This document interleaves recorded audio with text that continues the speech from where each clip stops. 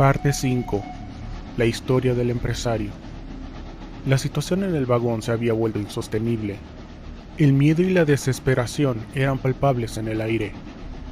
No había rastro alguno del niño, dejándonos en la incertidumbre de dónde podría estar o qué podría hacer si lo encontrábamos.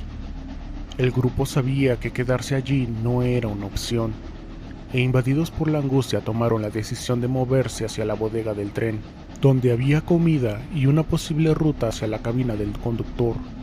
Solo debíamos movernos hacia el siguiente vagón, aprovechando que el sol aún era visible, por lo que el riesgo no era mayor. O eso era lo que me repetía para convencerme de que lo que hacíamos era lo correcto. Todos tomaron lo que pudieron y rápidamente se movilizaron hacia la puerta, misma que se abrió, tal como había predicho. Les di una señal y uno por uno, o en parejas, se trasladaban sin vacilar hacia el otro vagón. Su puerta tampoco representó un obstáculo, aunque aquel vagón no contaba con ventanas, siendo recibidos por la oscuridad del lugar. Yo fui el último en ingresar, pero justo cuando cerré la puerta, acrecentando así la oscuridad, noté que nadie se movía. De hecho, Nathan respiraba agitadamente. Al voltearme, vi que no estábamos solos. Un hombre y una mujer habían ocupado el vagón antes que nosotros. Lo supe de inmediato por las dos velas que estaban prendidas, mostrando otras más que yacían derretidas sobre una caja. Y sobre una mesa se veían envolturas de comida y provisiones que fueron despachadas por sus inquilinos, pero no me atreví a pronunciar palabra alguna, pues el hombre estaba armado. ¡Alto ahí!, gritó el empresario, con la mano temblorosa sosteniendo la pistola. ¡No se acerquen más, o disparo! Levanté las manos en un gesto de calma, tratando de apaciguar la situación. Tranquilo, no queremos problemas, dije con voz suave. Solo buscamos algo de comida y una forma de llegar a la cabina del conductor. Los otros vagones ya no son seguros. No pueden quedarse aquí, insistió el empresario. ¿Y si están infectados como Hugh? La mujer, quien estaba más tranquila que el hombre, pero con miedo en su rostro, pareció que comprendió nuestra situación, por lo que trató de razonar con él. Mira, cariño, no están infectados. Se nota cuando alguien lo está. El hombre, sin embargo, no lograba calmarse. El terror se veía claramente en sus ojos. No podemos arriesgarnos, respondió, con su voz quebrada por el miedo. Hughes, él... Desesperados, uno del grupo intentó avanzar un paso hacia la comida, pero el empresario, en su pánico, disparó. El sonido del disparo resonó en la bodega, paralizando a todos. Yo volví a intentar calmar la situación, abogando por un acuerdo. Por favor, solo déjenos pasar. Necesitamos llegar al vagón del conductor. No es nuestro deseo quedarnos aquí. Era mentira. Después de todo, una de nuestras razones para movilizarnos había sido el poder obtener suministros dentro de ese vagón, y si era factible, quedarnos toda la noche, pues sabíamos que era inevitable que el día se acabara, y necesitábamos estar preparados para lo que fuera que ocurriese esta vez. El hombre, con el arma aún en la mano, pero ahora temblando visiblemente, bajó lentamente la pistola. No podrán llegar a su destino, dijo con voz temblorosa. Hughes no lo permitirá. ¿De qué está hablando?, pregunté, desconcertado. ¿Tiene esto que ver con los que se duermen y la aparición de una niebla negra? El hombre negó con la cabeza, mostrándose ante la luz de la vela pálido y sudoroso. No sé de qué hablas. Lo que nosotros vimos fue mucho peor. Una turba de gente con los ojos inyectados de sangre, matándose entre sí. Fue una masacre, y el único que salió victorioso fue Hughes, el cocinero, con su gran cuchillo. El silencio se apoderó del sitio. Al principio, me costó creer que ellos no hubiesen experimentado lo mismo que nosotros en los últimos vagones, pero al recordar cómo sentía que viajaba de una dimensión a otra cada vez que pasaba por las puertas, decidí darle el beneficio de la duda. El hombre entonces comenzó a narrar su historia. Resulta que él era un gran empresario que, al igual que muchos de nosotros, iba en busca de una oportunidad de crecer. Viajando junto a su esposa, él se presentó como James Marshall y ella como Rachel Marshall. Mi esposa y yo estábamos atendiendo una reunión con otros empresarios. Teníamos planes de expandir nuestros negocios en el oeste del país, viendo grandes oportunidades. La primera noche nos detuvimos en un aparente pueblo abandonado. Mi esposa me despertó para hacérmelo saber, pero nada pasó. El segundo día tampoco presentó gran problema, excepto que uno de nuestros colegas se mostró enfermo, posiblemente por algo que comió. Hughes, el cocinero, defendió a capa y espada su trabajo, asegurando que la carne estaba perfectamente cocida y que los vegetales eran frescos. Su ayudante, que no dijo ni una sola palabra, no dudó en asentir a cada sentencia de su superior, así que no tuvimos más opción que aceptar su explicación. El señor Marshall hizo una pausa.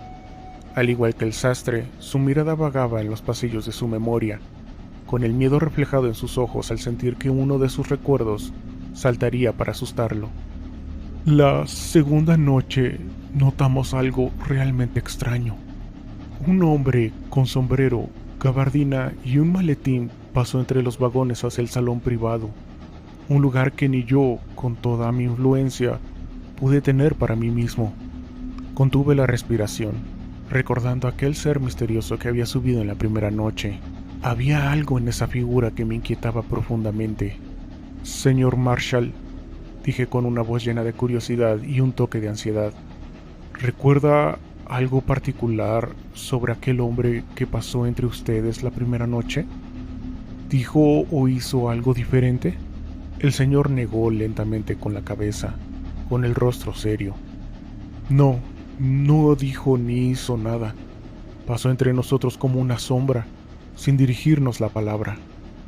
Pensamos que debía ser algún multimillonario excéntrico que no quería convivir con los demás, respondió Marshall, lleno de incertidumbre. Pero dejó de tener importancia cuando el tren se detuvo por segunda vez. Las puertas se sellaron y no pudimos movernos del vagón. Las luces de las lámparas nunca se apagaron, pero entonces empezó algo peor. Todos escuchábamos atentamente. Cada palabra de Marshall aumentaba la sensación de horror en nosotros. En plena cena, continuó Marshall con un tono sombrío, varios de los pasajeros comenzaron a toser y a sudar mucho, especialmente aquellos que habían comido el platillo especial del cocinero. Hughes ya no salía de su área.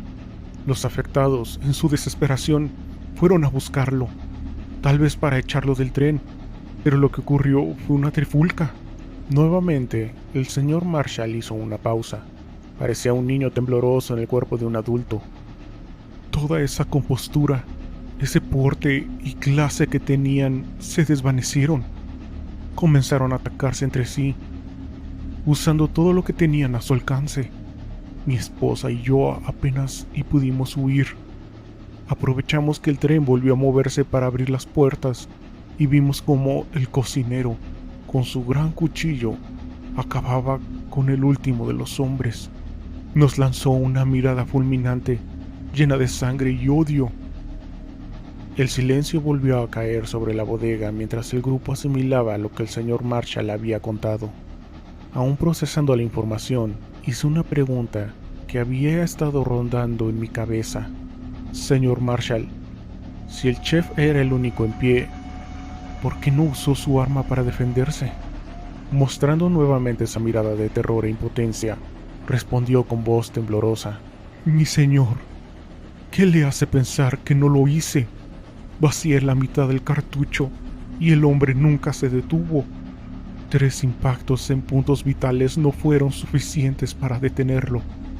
Aquella revelación nos dejó atónitos. La idea de que Hughes, el cocinero, pudiera sobrevivir a los impactos y seguir adelante con su frenesí era aterradora. Finalmente rompí el silencio. Señor Marshall, le ruego que nos permita tomar solo lo esencial de comida. La noche está por caer, y si algo va a pasar, es mejor que todos tengamos la fuerza para protegernos mutuamente. Él, aún sosteniendo el arma, Miró a su esposa Rachel.